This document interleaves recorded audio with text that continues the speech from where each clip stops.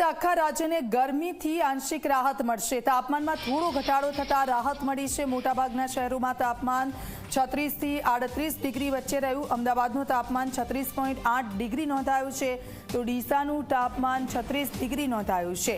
વડોદરામાં 37.2, તો સુરતમાં 36 ડિગ્રી તાપમાન। આગામી દિવસોમાં ક્રમશઃ ગરમી વધવાની આગાહી કરવામાં આવી છે, તો 42 ડિગ્રી સુધી જઈ શકે છે તાપમાનનો પારો।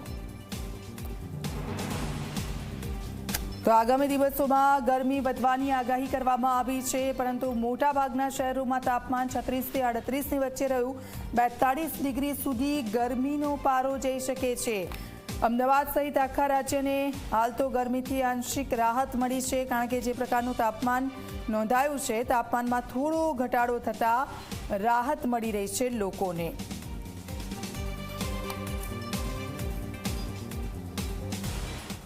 સુરતમાં ભર ઉનાળે જળ સંકટ જેવી પરિસ્થિતિ સર્જાશે। શહેરના 2 ઝોનમાં આજથી 2 દિવસ પાણી નહીં મળે। રાંદેર અને અટવા ઝોનમાં 2 દિવસ રહેશે પાણી કાપ। બંને વિસ્તારમાં પાણીની પાઇપલાઇનનું શિફ્ટિંગ કરાશે।